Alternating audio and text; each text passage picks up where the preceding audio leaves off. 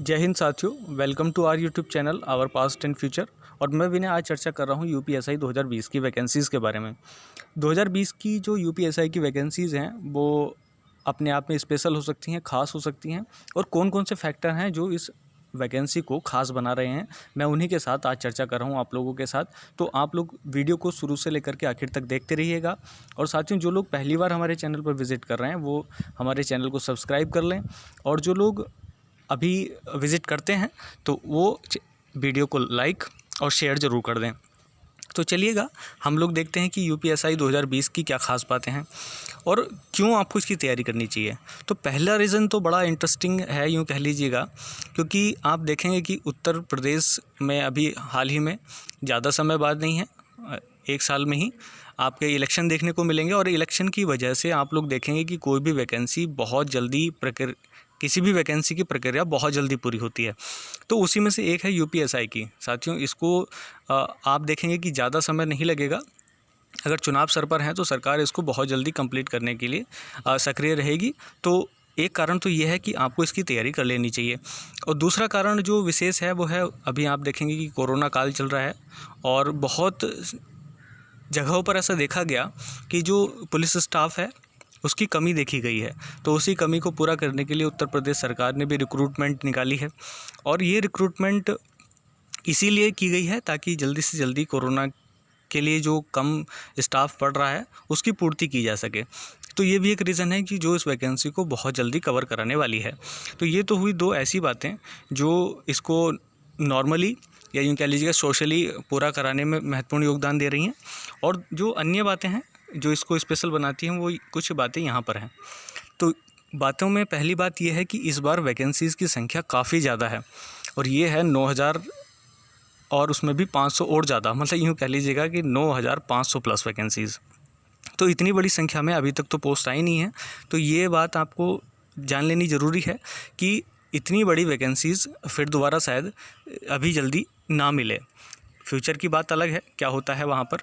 और दूसरी बात ये है, इसके बाद क्वालिफाइंग मार्क्स 35% हैं ईच सेक्शन में। आप लोग देखेंगे कि इसमें 4 सेक्शन होते हैं, जिसमें हिंदी और आपका रीजनिंग, मैथमेटिक्स और एक जीके का पोर्शन होता है। तो उन चारों में पहले क्या होता था कि उसमें 50% लाना अनिवार्य होता था, लेकिन अब उसको घटा करके 35% सिलेक्शन के लिए कर दिया गया है। तो अब आप देखेंगे कि पिछले जो सालों की जो प्रिपरेशन थी उसकी अपेक्षा इस बार आपको ये क्वालिफाई करना आसान हो जाएगा। तो 50% की जगह आपको 35% ही मार्क्स लाने पड़ेंगे। हालांकि ये बात अलग है कि एग्रीगेट जो टोटल है उसमें आपको 50% लाना है, ये एक अलग इसका पहलू है। लेकिन आप देखेंगे कि ये भी कहीं ना कहीं इस वैकेंसीज़ को पिछली बार की तुलना में आसान बनाता है। इंटरव्यू तो आपको पता ही है, 2015 के बाद इससे यूपीएसआई की वैकेंसी से इंटरव्यू ख़त्म ही कर दिया गया है। तो वो भी एक टेंशन वाली बात नहीं है, ये भी एक इसका फैक्ट है। और अगली जो बात है वो ये है साथियों कि जब 9000 वैकेंसीज़ अभी आ रही हैं तो ये सोच करके चलिएगा कि अब आने वाले 1 या 2 साल में कोई वैकेंसी शायद यूपीएसआई की आए। तो जो लोग तैयारी कर रहे हैं अभी फुल फ्लेज्ड में करें, और करने के साथ ही साथ उसको फाइनल अंजाम भी दें, क्योंकि ऐसा हो सकता है कि आने वाले 1-2 साल के लिए आपको वेट करना पड़ जाए, तो वहाँ दिक्कत हो सकती है। तो ये सारी चीज़ें हैं, ये 6 फैक्टर ऐसे हैं जो आपको ये बताते हैं और इसको ख़ास बनाते हैं कि आप लोगों को यूपीएसआई की तैयारी करनी चाहिए। तो जो लोग एलिजिबल हैं वो ज़रूर इसकी तैयारी करें। एलिजिबिलिटी की थोड़ी सी हम बात कर लेते हैं और पैटर्न की, सिलेबस की। तो वो यहाँ पर देखेंगे कि यूपीएसआई 2020 का जो एग्ज़ाम पैटर्न है वो इस प्रकार से है कि पहले एक आपका ऑनलाइन रिटन टेस्ट होता है, डॉक्यूमेंट वेरिफिकेशन होता है उसके बाद, और फिजिकल स्टैंडर्ड टेस्ट जिसे पीएसटी बोलते हैं। तो इसमें आपका जो हाइट वाइट वो सब देखी जाती है। और फिजिकल एफिशिएंसी टेस्ट जिसे पीईटी बोलते हैं, इसमें फिर आपका अन्य मेजरमेंट्स होते हैं, जिसमें रेस वेस और वो सब होते हैं। और उसके बाद होता है मेडिकल टेस्ट, जिसमें आपका मेडिकली चेकअप या सारी चीज़ें की जाती हैं। तो इस तरीके से आप देखेंगे कि एग्ज़ाम पैटर्न अभी ये जो लिखा हुआ है आपके सामने यही है। हालांकि अभी पुराना पैटर्न है ये, लेकिन नए में अगर कुछ बदलाव होते हैं तो वो भी आपके सामने रख दिए जाएंगे। लेकिन आप अभी से तैयारी शुरू कर दें, ये बहुत बहुत ज़रूरी है साथियों। एट द टाइम कुछ नहीं होता, तो अभी आपके पास समय है कि आप लोग ज़्यादा समय न वेस्ट करते हुए अपनी तैयारी को कंटिन्यू करें।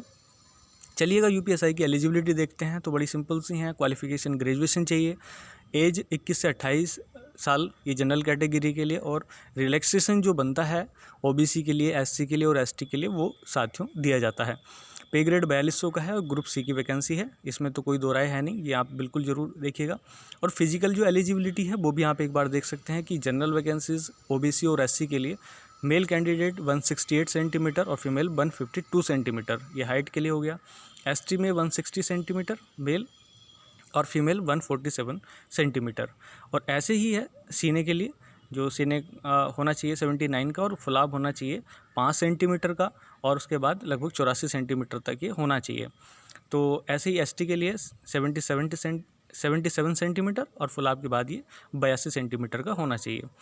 तो ये सब आप देख सकते हैं। रेस आप देख सकते हैं कि फीमेल 4.8 किलोमीटर, मेल के लिए 4.8 किलोमीटर 28 मिनट में, और फीमेल के लिए 2.4 किलोमीटर 16 सेकंड में। तो ये भी तैयारी आप लोग शुरू कर दें, क्योंकि ऐसा भी नहीं है कि कोई भी स्किल आप लोग 2 या 4 दिन में कंप्लीट कर लें।